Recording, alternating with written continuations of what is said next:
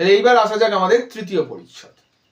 দ্বিতীয় পরিচ্ছদ অব্দি আমরা দেখতে পেলাম জয়রাম মুখোপাধ্যায় প্রচন্ড রূপে রেগে গেছেন এবং তিনি একটা জেদ ধরেই বসলেন, যদি যেতে হয় হাতি করেই যাব, নইলে যাব না। শহর হইতে 2-3 ক্রোশ এর মধ্যেই 2-3 জন জমিদারের হস্তি ছিল। তাহলে জয়রাম মুখোপাধ্যায় যেখানে থাকেন সেই শহর থেকে 2-3 ক্রোশের মধ্যেই 2-3 জন জমিদারের হাতি ছিল। তাহলে কত দূরে? 2-3 ক্রোশের মধ্যে। ঠিক আছে। সেই রাত্রি জয়রাম তত্তৎ স্থানে লোক পাঠাইয়া দিলেন। তত্তৎ অর্থাৎ সেই স্থানে লোক পাঠাইয়া দিলেন, যদি কেহ হস্তি বিক্রয় করে তবে কিনিবেন। তাহলে ভাবো একবার জেদটা, হাতি রাজা দেবে না, আমি নিজে কিনে নেব। রাত্রি 2 প্রহরের সময় একজন ফিরিয়া আসিয়া বলিল, বীরপুরের উমাচরণ লাহিড়ীর একটি মাদি হাতি আছে, এখনো বাচ্চা, বিক্রি করবে কিন্তু বিস্তর দাম চায়। তাহলে কখন এসে কেউ খবর দিল? রাত্রি 2 প্রহরের সময়। কোথায় হাতি পাওয়া গেছে? বীরপুরের উমাচরণ লাহিড়ীর কাছে। হাতিটি কি হাতি? মাদি হাতি, অর্থাৎ মেয়ে হাতি। সে এখনো কি বাচ্চা, তবে বিক্রি করবে কিন্তু বিস্তর দাম চায়। তাহলে উমাচরণ লাহিড়ী প্রচুর দাম চাইছে। ঠিক আছে, বেশ, বলা হলো প্রচুর দাম চাইছে। আমাদের মুক্তার মশাই জিজ্ঞেস করছে কত? 2000 টাকা। তাহলে হাতির দাম দাবি করা হয়েছিল কত? 2000 টাকা। জিজ্ঞেস করলেন খুব বাচ্চা? না, সবারই নিতে পারবে। অর্থাৎ প্রহরী বলছে যে মানে ব্যক্তিটি বলছে যে না, মানে প্যাসেঞ্জার চাপাতে পারবে, যাত্রী চাপাতে পারবে, কুছ পরোয়া নেই, তাই কিনবো, এখনই তুমি যাও। তাহলে একটা জিনিস বুঝতে পারছো, মানুষ কখনো জেদের বসে পড়ে রেকলেস হয়ে যায়, বেপরোয়া হয়ে যায়। সে কিন্তু এতটুকু ভাবলো না যে এই হাতিটা নিয়ে এলে তার উপর কি কি প্রভাব পড়তে পারে। প্রাথমিক পর্যায়ে এত টাকা খরচা হয়ে যাচ্ছে, তারপরে এই হাতিটাকে পোষা আর একটা ভীষণ খরচা আছে, এসব কিন্তু সে ভাবলই না। শুধু জেদটা এখন তার কাছে বড়। জেদ করে কুছ পরোয়া নাই, এখনই নেব, এখনই তুমি যাও, কাল সকালেই যেন হাতি আসে। লাহিড়ী মশাইকে আমার নমস্কার জানিয়ে বলো হাতির সঙ্গে যেন কোনো বিশ্বাসী কর্মচারী পাঠিয়ে দেন, হাতি দিয়ে টাকা নিয়ে যাবে। অর্থাৎ লাহিড়ী মশাইকে বলো কোনো বিশ্বস্ত কর্মচারীকে পাঠিয়ে দিতে, হাতিটা নিয়ে আসবে এবং আমার কাছ থেকে টাকাটা নিয়ে যাবে। পরদিন বেলা 7টার সময় হস্তিনী আসিল। তাহলে এটা অবশ্যই ইম্পর্টেন্ট একটা জায়গা। পরের দিন কখন হস্তিনী আসিল? বেলা 7টার সময়। তাহার নাম আদরিণী। তাহলে এই প্রথমবার গল্পের দ্বিতীয় প্রধান চরিত্রের নাম আমরা পেতে চলেছি। লাহিড়ী মহাশয়ের কর্মচারী রীতিমতো স্ট্যাম্প কাগজে রসিদ লিখিয়া 2000 টাকা লইয়া প্রস্থান করিলেন।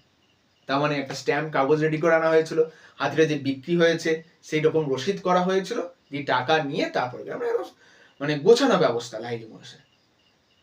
বাড়িতে হাতি আসিবা মাত্র পাড়ায় তাবৎ বালক বালিকা আসিয়া বৈঠকখানার উঠানে ভিড় করিয়া দাঁড়াইলেন। হাতি এসেছে বলে কথা, এরকম একটা পরিবারে সাধারণত হাতি তো পোষে না, তখনকার দিনে রাজার হাতি পুষতো। জয়রাম মুক্তার মতো সাধারণ ব্যক্তি বাড়িতে হাতি হয়েছে, তাই পাড়ার সমস্ত লোক এসে একবারে ভিড় করে দাঁড়িয়েছে বৈঠকখানা উঠানে।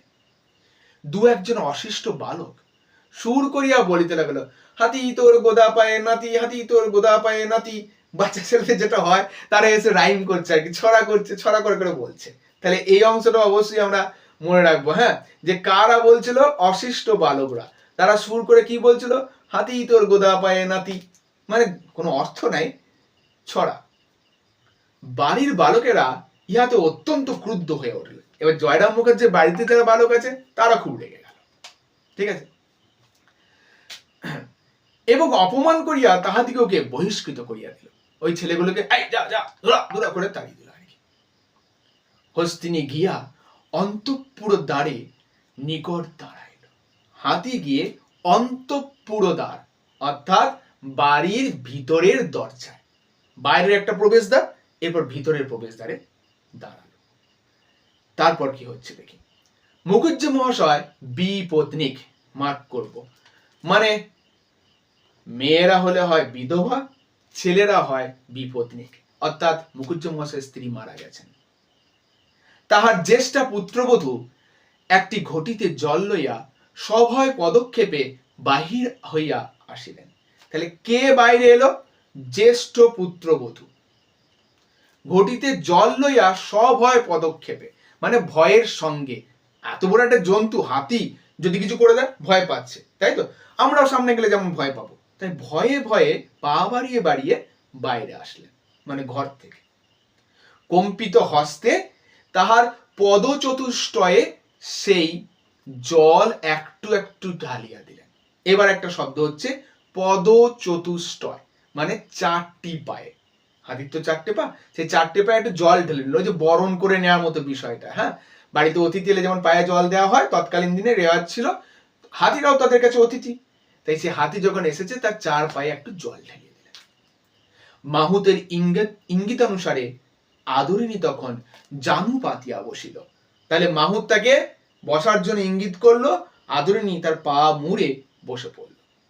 বড় বধূ তৈল ও সিঁদুরে তাহার ললাট রাঙা করিয়া দিলেন।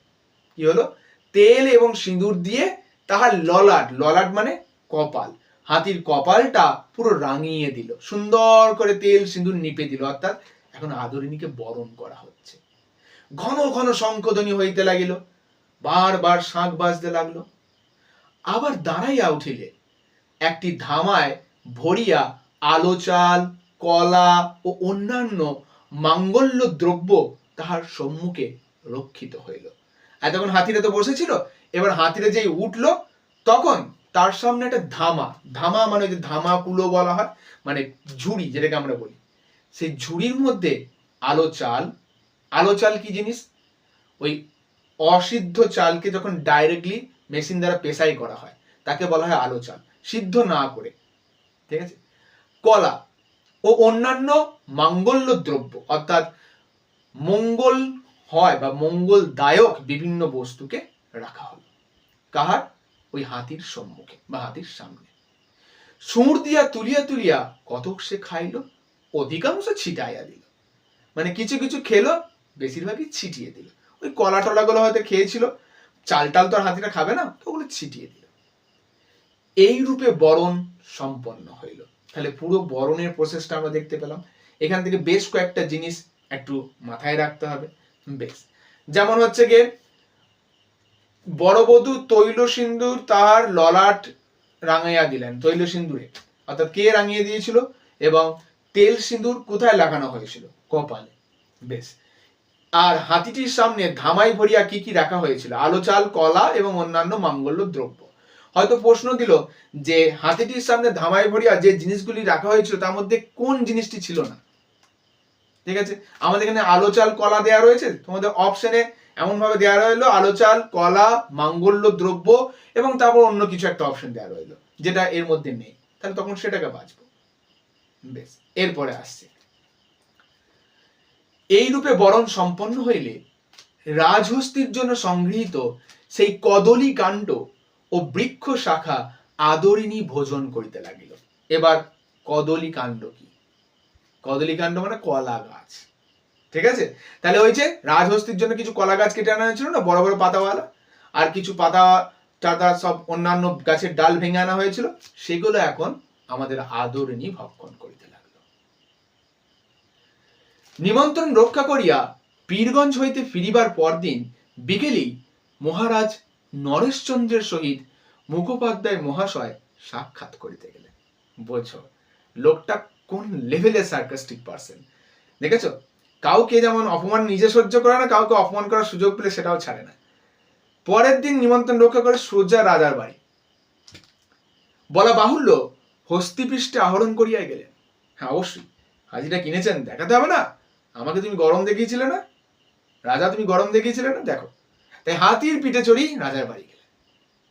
মহারাজের দ্বিতল বৈঠকখানার নিম্নে বিস্তৃত প্রাঙ্গণ। তাহলে আমরা বুঝতে পারছি মহারাজের বৈঠকখানাটা কতলা? দোতলা। সেই বৈঠকখানার নিচে একটা বড় উঠান, প্রাঙ্গণের অপর প্রান্তে হস্তি প্রবেশের সিংহদ্বার, অর্থাৎ উঠানের সামনে বা উল্টো দিকে বলতে পারি, সেখানে হাতি প্রবেশ করার জন্য একটা বড় দরজা আছে, কারণ ওইখানে হাতি রাখা হয় এবং ওই দরজা দিয়ে হাতি বেরোয় রাজা। বেশ, বৈঠকখানায় বসিয়া সমস্ত প্রাঙ্গণ ও সিংহদ্বারের বাহিরেও অনেক দূর অব্দি মহারাজের দৃষ্টিগোচর হইয়া থাকে। অর্থাৎ বৈঠকখানায় যদি মহারাজ বসে থাকেন তাহলে উঠানটা তো পরিষ্কার দেখতে পানই, আবার দরজাটাও দেখতে পান, প্লাস দরজার বাইরেও অনেক দূর পর্যন্ত পরিষ্কারভাবে দেখা যায়। রাজ সমীপে উপনীত হইলে, রাজ সমীপে অর্থাৎ রাজ দরবারের সামনে, উপনীত অর্থাৎ উপস্থিত হইলে মুখোপাধ্যায় মহাশয় তাহাকে আশীর্বাদ করিয়া আসন গ্রহণ করিলেন। মোকদ্দমা ও বিষয় সংক্রান্ত দুই চারি কথার পর মহারাজ জিজ্ঞাসা করিলেন, মুখুজ্জে মশাই, ওই হাতিটি কার? মহারাজ দেখছে হাতিটা কার। মহারাজ আমাদের মুখুজ্জে মশাইকে জিজ্ঞেস করেছে, মুখুজ্জে মশাই এই হাতিটা কার? মুখুজ্জে মশাই বিনীত ভাবে বলিলেন, লোকটার কথা বলার কায়দাটা দেখো শুধু। আগে হুজুর বাহাদুরেরই হাতি। বাহাদুর মানে কে? রাজা। ওই যে বলা হয়েছিল না, নরেশচন্দ্র রায় চৌধুরী বাহাদুর। তাহলে বলছে এটা তো আপনারই হাতি। মহারাজ বিস্মিত হইয়া বলিলেন, মানে অবাক হইয়া বললেন, আমার হাতি? কই ও হাতি তো আমি কোনোদিনও ওই হাতি তো কোনোদিনও আমি আগে দেখিনি, মানে আমার হাতি আমি দেখিনি। কোথা থেকে এলো? আগে বীরপুরের উমাচরণ লাহিড়ীর কাছ থেকে কিনেছি। এবার ঘুরিয়ে বলছে, আগে বীরপুরে উমাচরণ লাহিড়ীর কাছ থেকে কিনেছি। অধিকতর বিস্মিত হইয়া রাজা বলিলেন, মানে আরো অবাক হয়ে রাজা বললেন, আপনি কিনেছেন? আগে হ্যাঁ। তবে বললেন আমার হাতি? রাজা বলছেন আপনি কিনেছেন, তাহলে আমার হাতি বলছেন কেন? বিনয় কিংবা শ্লেষ সূচক, অর্থাৎ নম্রতা নয়তো বা ওই শ্লেষ করে যারা আইরনি, ঠিক বোঝা গেল না, মানে কোনটা করলেন আমরা জানি না। একটু মৃদু হাস্য করিয়া জয়রাম বলিলেন, একটু গোপের করে গেলে হেসে জয়রাম বললেন, যখন হুজুর বাহাদুরের দ্বারাই প্রতিপালন হচ্ছি, আমি যখন আপনার, তখন ও হাতি আপনার বই আর কার? দেখেছো? তাহলে কি হলো? প্রশংসা অপমান দুটোকে একসাথে করা হলো। লোকটা খুব ভালো করেই জানে কোন জায়গায় কি কথা বলতে হয়। বললো, দেখুন আমি তো আপনার, আমি আপনার অন্নে প্রতিপালিত হচ্ছি, তাহলে আমার হাতি তো আপনারই হাতি হলো, তাই না? সন্ধ্যার পর গৃহে ফিরিয়া বৈঠকখানায় বসিয়া সমবেত বন্ধুমণ্ডলীর নিকট মুখোপাধ্যায় এই কাহিনী সবিস্তারে বিবৃত করলেন। অর্থাৎ রাজমশাইয়ের কাছে কি হয়েছে এসে বন্ধুদের কাছে সব বললেন। হৃদয় হইতে সমস্ত ক্ষোভ ও লজ্জা আজ তাহার মুছিয়া গেল। যত রাগ জমেছিল, যত লজ্জা অর্থাৎ অপমান জমেছিল, আজ তার যেন পুরো মুছে গেছে, মানে সুন্দর করে কষে কষে দিয়েছে রাজাকে। কয়েকদিন পর আজ তাহার সুনিদ্রা হইল। বেশ কয়েকদিন পর আজ তার একটা চরম ঘুম হয়েছে, কারণ যোগ্য জবাব দিয়ে এসেছে রাজামশাইকে। একদিন এই রাজাই বলেছিল, নেমন্তন্ন রক্ষা করতে হাতি আবার কি গরুর গাড়িতে যাক। আজ তার সামনে গিয়ে তার বাড়ির উঠানের গিয়ে হাতিটাকে দাঁড় করিয়ে হাতি থেকে নেমে সেই রাজাকে দেখিয়ে দিয়ে এলাম, আমিও পারি হাতি কিনতে, তুমি হাতি দেবে না, একটা গোটা হাতি আমি কিনে নেব। তাহলে ঠিক এতটাই বদমেজাজি এবং এতটাই জেদি ছিল আমাদের জয়রাম মুখোপাধ্যায়।